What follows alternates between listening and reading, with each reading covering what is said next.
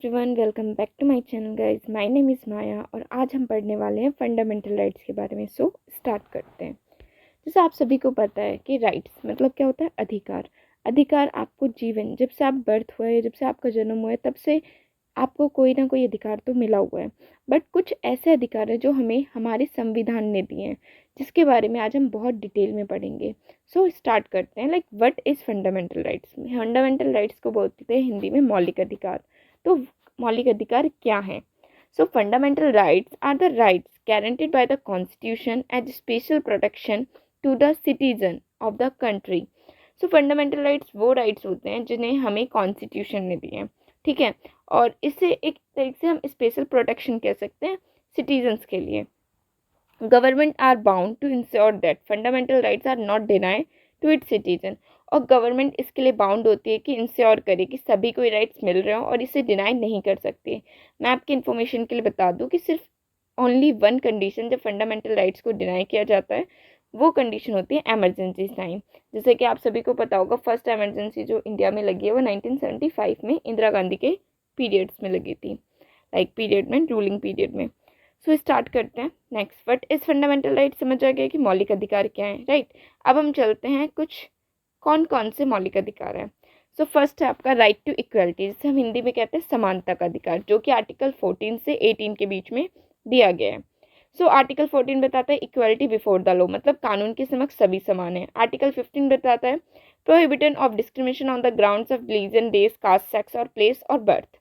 Okay, तो यहाँ पे आपको यही बताया गया है कि जो आर्टिकल 15 है वो कहता है किसी भी व्यक्ति के साथ धर्म, जाति, लिंग, नस्ल के आधार पर कोई भी भेदभाव या कोई भी डिस्क्रिमिनेशन नहीं होगा।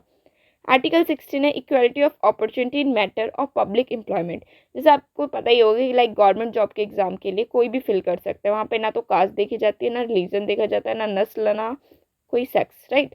तो वही है आर्टिकल 16 की गवर्नमेंट जॉब या पब्लिक एम्प्लॉयमेंट के लिए सभी इक्वल है। लाइक इसे हम कहते हैं हिंदी में अवसर की समानता। आर्टिकल 17 है अबॉलिशन ऑफ अनटचेबिलिटी। पहले के टाइम पे बहुत ज़्यादा ऐसी प्रॉब्लम होती थी, लाइक छुआछूत की बीमारी एक तरह से आप कह सकते हो, जिसमें कि जो नीची जाति के या लोअर कास्ट के जो पीपल्स होते थे उनके साथ मिसबिहेव किया जाता था। उन्हें पानी नहीं भरने दिया जाता था कुएं से, और लाइक मंदिर में नहीं जाने दिया जाता था, या फिर बोल सकते हो गांव से बाहर रखा जाता था। इस तरह की उनके साथ डिस्क्रिमिनेशन या फिर मिसबिहेव होता था। इस चीज़ को आर्टिकल 17 ने अब ख़त्म कर दिया गया है। Article 18 abolition of title. पहले के टाइम पे पुराने समय में बहुत ज़्यादा टाइटल्स दिए जाते थे, लाइक महाराणा, महारानी, इस टाइप, महाराजा, महारानी, इस टाइप के। बट अब ये टाइटल ख़त्म कर दिए गए हैं पूरी तरीके से।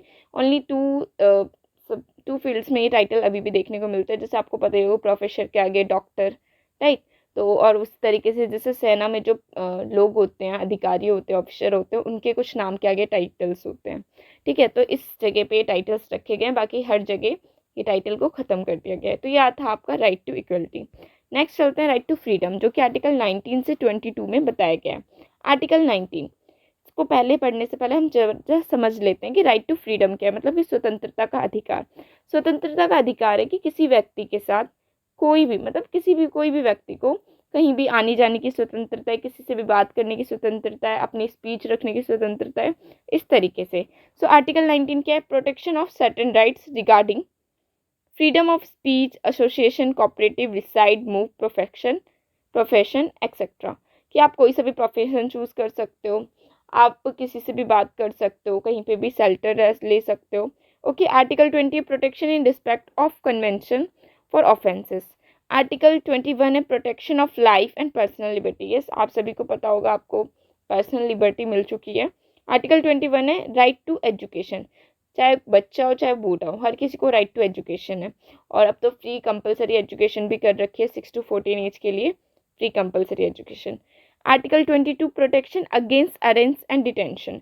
जैसे आपको पता है कि पुलिस भी जैसे अरेस्ट करने जाती है, पहले उसे अरेस्ट वारंट दिखाना पड़ता है, राइट। और किस रीज़न से अरेस्ट कर रहे उसका भी रीज़न बताना पड़ता है। तो इस तरीके से राइट टू फ्रीडम सभी के लिए। ओके, 19 से 22 में ये बताया गया। नेक्स्ट चलते हैं राइट अगेंस्ट एक्सप्लॉइटेशन, जो कि आपका 23 और 24, मतलब शोषण के विरुद्ध अधिकारी। या कभी भी आपके साथ कोई भी शोषण होता है या कभी भी आपका एक्सप्लॉइटेशन होता है, तो उसके अगेंस्ट आपके पास राइट है। ओके, तो आर्टिकल 23 बता रहा है prohibition of traffic in human beings and force labour. एक तरीके से पुराने टाइम्स पे लाइक बंधुआ मजदूरी, इस टाइप के बहुत केसेस देखने को मिलते थे। लोगों को बंदी बना के मजदूर बना दिया जाता था, उन्हें एक जगह से दूसरी जगह ले जाके काम करवाया जाता था और सैलरी भी नहीं दी जाती, एक तरीके से उनका एक्सप्लॉयटेशन और था। और अभी भी जैसे traffic, like provision of traffic in human, पुराने टाइम्स पे नहीं, अभी भी ये चीज़ चल रही है कि गर्ल्स को, मेल को, फीमेल को, मतलब उन्हें उनकी बॉडी पार्ट यूज़ की जाती है। तो इस तरीके से इन सब चीज़ों के खिलाफ भी अब हमारे पास एक फंडामेंटल राइट्स है जिसका नाम है राइट अगेंस्ट एक्सप्लॉयटेशन। आर्टिकल 24 बताता है कि prohibition of employment of children in factories, जैसे आपको पता ही होगा कि चाइल्ड लेबर, बाल मजदूरी, छोटे छोटे बच्चे ढाबे पे, होटल में काम कर रहे होते हैं, किसी शॉप पर काम कर रहे होते हैं, बट एक तरीके से ये क्राइम है। अब अगर ऐसा पाया गया तो उसे सजा मिलती है। ठीक है, तो ये भी आर्टिकल 24 में बताया गया चाइल्ड लेबर के बारे में। ओके, नेक्स्ट चलते हैं। नेक्स्ट है आपका right to freedom of religion, कि कोई भी व्यक्ति किसी भी धर्म को चुनने के लिए पूरी तरह से फ्री है, स्वतंत्र है, उससे कोई भी किसी भी तरह का उसके साथ कोई भी भेदभाव या फिर उसके साथ मिसबिहेव नहीं किया जाएगा। अगर वो हिंदू है और वो मुस्लिम बनना चाहता है, या मुस्लिम है वो हिंदू बनना चाहता है, तो रिलीजन के हिसाब से हर कोई फ्री है। ओके, सो यही चीज़ आपके आर्टिकल 25 बताता है, freedom of consequence and free profession, practice and propagation of religion. हम कोई से भी धर्म की, लाइक किसी भी धर्म के भगवान को मान सकते हैं, किसी भी धर्म को अपना सकते हैं, हमारे पास ये राइट है। आर्टिकल 26 है freedom to manage religious affair, religious affair को मैनेज करना एक तरीके से। Article 27 freedom from taxation for promotion of a religion, कि ऐसे आप ऐसा नहीं कर सकते कि किसी रिलीजन को बढ़ावा देने के लिए उसे टैक्सेशन दिया जाए, ऐसा नहीं किया जा सकता। ठीक है, आप सभी की एक तरीके से right to freedom of religion है ना, धर्म के लिए स्वतंत्रता, तो ये इस एक तरीके से ये बताता है कि आप किसी भी धर्म को मानने के लिए तैयार मान सकते हो, बट ऐसा नहीं कि आप अपने धर्म का ही प्रचार प्रसार करो। राज्य भी आपको इसमें स्वीकृति नहीं देता है, एक तरीके से परमिशन नहीं देता। Freedom from attendance of religious instruction, worship in education institution, आप वर्शिप कर सकते हो, किसी की भी आरती कर सकते हो, कुछ भी कर सकते हो, बट इस तरीके से अपने धर्म को बढ़ावा नहीं दे सकते। Right to freedom of religion मतलब कि धर्म की आधार पर स्वतंत्रता, किसी भी धर्म को। नेक्स्ट है आपका कल्चर एंड एजुकेशन राइट, जो कि 29 से 30 में आता है आर्टिकल। आर्टिकल 29 बता रहे हैं protection of interest of minority, जैसे कि आपको पता ही है इंडिया में अल्पसंख्यक, बहुसंख्यक बहुत ज़्यादा देखने को मिलते हैं। तो जो अल्पसंख्यक है उनके पास भी है कि वो अपना कल्चर फैला सकते हैं एक तरीके से, और दूसरी चीज़ वो अपने किसी भी एजुकेशन को ले सकते हैं, उनके साथ कोई भी मिसबिहेव या डिस्क्रिमिनेशन नहीं किया जाएगा। आर्टिकल 30 भी यही बता रहा है, right to of minority to establish and administrator education institution, कि उनके साथ कोई भी भेदभाव नहीं होगा, माइनॉरिटी को भी उनकी सीट दी जाएगी।